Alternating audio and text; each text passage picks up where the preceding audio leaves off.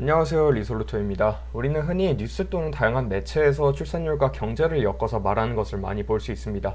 특히 최근 출산율이 1 이하로 떨어지며 대중의 관심이 급증하여 출산율이 낮아 미래가 암울하다라는 식의 기사를 많이 보셨을 것입니다. 하지만 실제로 경제와 얼마나 관계가 있는지는 아무도 정확히 모릅니다. 논리적으로 인구가 줄어들면 경제 성장률이 줄어드는 것은 맞지만 실제 수치는 어떠한지 알기 어려웠습니다. 그리고 일반적인 대중들은 장기적인 관점보다는 당장 내년 경제 전망이 어떻게 되는지가 더 궁금할 것입니다. 그래서 본 영상을 통하여 출산율과 경제 성장률의 관계를 알아보고자 합니다. 먼저 가설은 간단합니다. 경제가 좋으면 출산율이 증가할 것이다 라는 점이죠. 따라서 경제가 좋고 나쁘고는 출산율과 상관관계가 매우 크다라고 생각을 하고 시작해 보겠습니다. 일반적으로 경제가 좋으면 미래가 긍정적이라고 생각을 합니다. 그럼 대중들은 미래가 긍정적이라고 느껴 계획적으로 아이를 갖는 사람들의 출산율이 증가할 것이다 라고 연결지어 생각해 볼 수 있습니다. 먼저 대한민국의 1970년도부터 2018년도까지의 출산율 데이터입니다. 데이터는 통계청에서 가지고 왔으며 1970년도 이후 지속적으로 출산율이 하락해왔다는 점을 보실 수 있습니다. 그리고 이걸 살짝 분석적으로 접근해보면 대한민국 출산율의 추세는 하락 중이다 라는 점을 쉽게 만들어낼 수 있습니다. 또한 막무가내로 하락하는 것이 아닌 하락 중 단기적으로 반등 및 정체되어 있는 구간을 육안으로도 충분히 확인해 보실 수 있습니다. 이제 출산율 데이터를 확보했으니 경제 데이터가 필요합니다. 경제가 좋고 나쁘고를 판단할 수 있는 기준은 상당히 많기 때문이죠. 후보로는 GDP, 주가지수, 인플레이션, 금리 정도를 예로 들어볼 수 있겠습니다. 하지만 저희는 일단 선행지수들은 불필요합니다. 즉 미래 성분이 어느 정도 첨가되어 있는 주가지수와 같은 데이터는 불필요하다는 것이죠. 또한 두 가지의 의미를 가진 인플레이션 및 금리는 현재 경제 상태를 명확히 보여주지 않는다고 판단했습니다. 따라서 가장 명확히 대한민국의 경제 상태를 나타내는 GDP를 이용하기로 결정했습니다. 역시 통계청에서 가지고 왔습니다. 대한민국 명목 GDP는 1970년 200달러 부근에서 시작하여 현재는 6만 달러에 육박하는 어마어마한 상승률을 보여주었습니다. 정말 대단하죠. 똑같이 약간 분석적으로 접근해보면 우리나라의 GDP 추세는 상승이라고 볼 수 있습니다. 상승 중 단기적으로 반락 및 정체된 구간이 보이고요. 이제 데이터를 비교해볼 시간입니다. 출산율과 GDP는 추세상으로 역상관관계를 보입니다. 즉 출산율이 내려가면 GDP가 올라가는 것 또는 GDP가 올라가면 출산율이 내려가는 것처럼 보이죠. 굳이 끼워 맞추어 해석을 하자면 경제가 성장할수록 출산율이 감소한다 라는 단순한 결론 및 가설밖에 도출이 되지 않습니다. 즉 이러한 데이터를 이용하여 경제를 예측하는 것은 불가능하죠. 그래서 실제 수치를 가지고 특이점을 찾기보다는 증감률을 이용하여 특이점을 찾기로 하였습니다. 증감률이란 작년 대비 올해 얼마나 올랐는지 내렸는지를 이용하는 것입니다. 수학적인 식은 올해 데이터에서 작년 데이터를 뺀 편차를 작년 데이터로 나눠 퍼센트로 바꾸는 것이죠.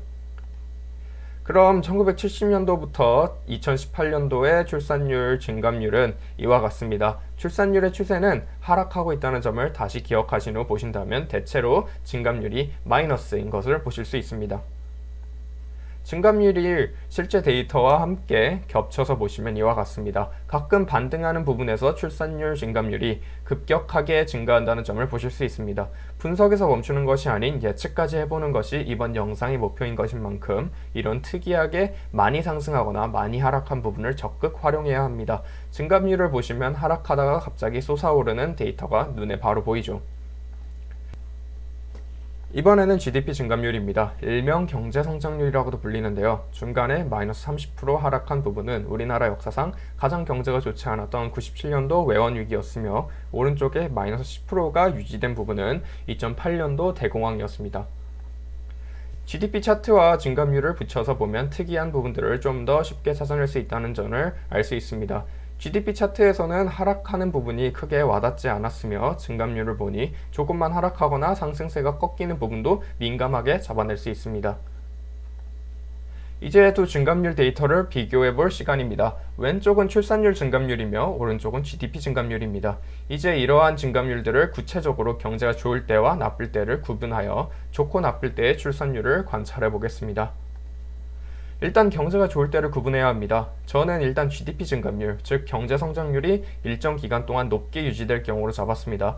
차트에서 빨간색으로 표시한 부분이죠. 또한 경제 성장률은 쉬는 곡에서 어느 정도 벗어나게 되면 낮아지는 하락 추세의 성질을 가집니다. 따라서 증감률은 시간이 지남에 따라 하락하는 모습을 볼 수 있으며 시간이 지남에 따라 경제가 좋고 나쁘고를 판단하는 기준도 낮춰줘야 합니다. 이번 영상에서는 그 정도로 민감하게 기준을 잡지는 않지만 경제가 좋다고 제가 표기한 세 구간만 보셔도 성장률이 다르다는 점을 보실 수 있습니다. 첫 번째 박스는 평균치가 25% 정도 되는 반면 세 번째 박스는 평균치가 10% 정도밖에 되지 않죠. 시각화된 데이터에서 원하는 구간을 찾았으니 데이터로 좀 더 자세히 살펴봐야겠습니다. 1973년도부터 1979년도까지 폭발적인 성장을 보였으며 86년도부터 91년도까지는 두 번째 성장을 보였습니다. 2000년도에서는 2002년도부터 2007년도까지는 중국이 성장하여 같이 따라가 높은 성장률을 보였을 때이죠. 여기서 높은 경제 성장률을 보인 두 구간인 97년도와 2008년도 이후 값들은 이전 낙폭에 대한 복구를 하느라 급진적인 성장률을 보인 것으로 판단하여 제거하였습니다. 이제 각 구간별로 경제 성장률과 출산율 증감률을 비교해 보았습니다. 상관관계 자체는 크게 없어 보입니다. 경제가 좋음에도 불구하고 출산율을 계속하여 마이너스를 보이죠. 경제 성장률이 상승할 때에도 출산율이 움직이는 상관관계에도 크게 보이지 않고 있습니다. 86년도부터 91년도까지 데이터를 봐도 크게 달라진 게 보이진 않습니다. 계속 출산율 증감률은 마이너스 또는 0에 가까운 수치를 보여주고 있죠. 마지막으로 2000년대 수치들도 비슷합니다. 상관관계도 없어 보이고 경제가 좋았음에도 불구하고 계속 출산율은 줄어들고 있었습니다. 다만 눈치채신 분들이 있겠지만 호황의 끝자락에 출산율이 급격하게 증가하는 모습들을 보실 수 있습니다. 호황 중간에 있을 때에는 꾸준히 하락하다가 마지막에 갑자기 몰리는 현상이 나타나는 것입니다. 특이합니다. 이제 경제가 나쁠 때도 확인해 봐야겠죠. 경제가 나쁠 때는 GDP 증감률이 10% 이하일 때로 정의해 보겠습니다. 사실 나쁘다고 정의하는 것과 저성장 시대를 분류해 줘야 하긴 하지만 단순하게 보자고요.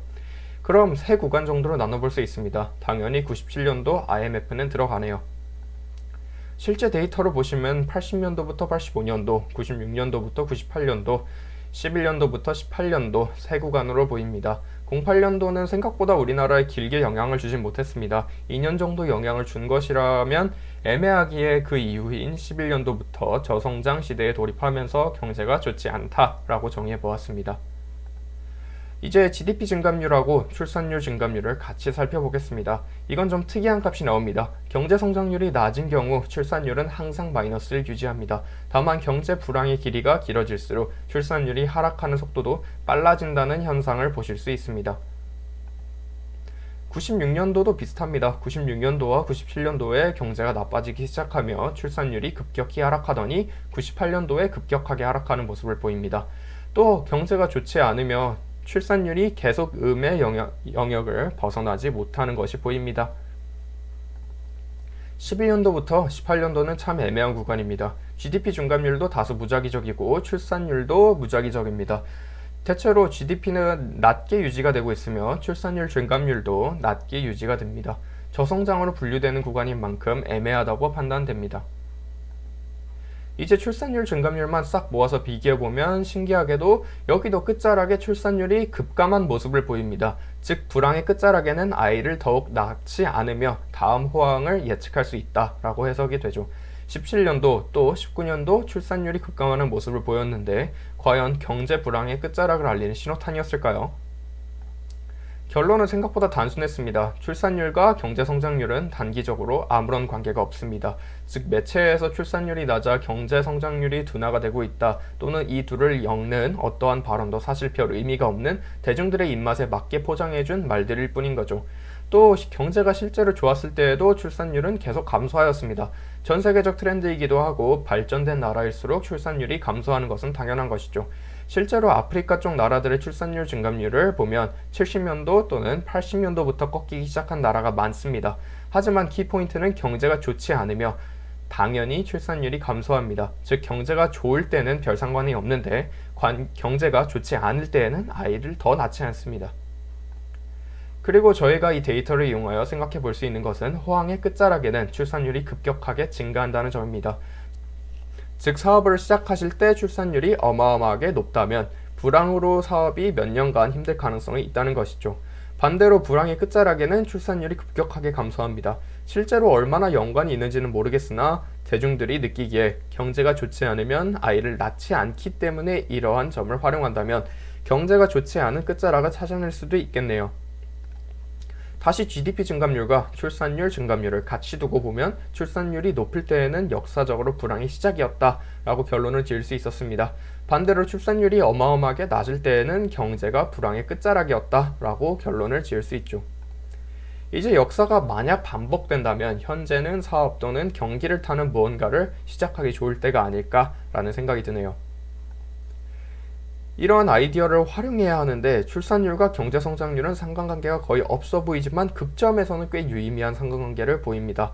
즉 출산율이 매우 높거나 낮은 지점을 제외하고는 걱정을 할 필요가 없습니다.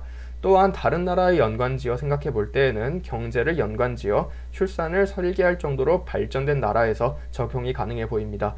인력이 필요한 나라에서는 임금을 벌기 위하여 출산을 하는 경우가 많은 반면 선진국가에서는 미래가 좋아 보일 때 아이를 많이 낳기 때문이죠. 문제는 저성장 국가를 어떻게 해결할 것이느냐인데 저성장이라는 정의를 정확하게 내리고 후보군에서 제거 후 출산율로 경제 상황을 예측하는 것이 어떠할까라는 생각이 드네요. 사실 본 영상에서 다룬 내용들은 신빙성이 크게 있다라고 말할 수는 없습니다. 데이터가 너무 적기도 하고 과거를 통한 예측법이어서 미래에 항상 통할이란 보장은 없기 때문이죠. 그래서 재미로만 봐주셨으면 합니다. 지금까지 리솔루터였습니다. 감사합니다.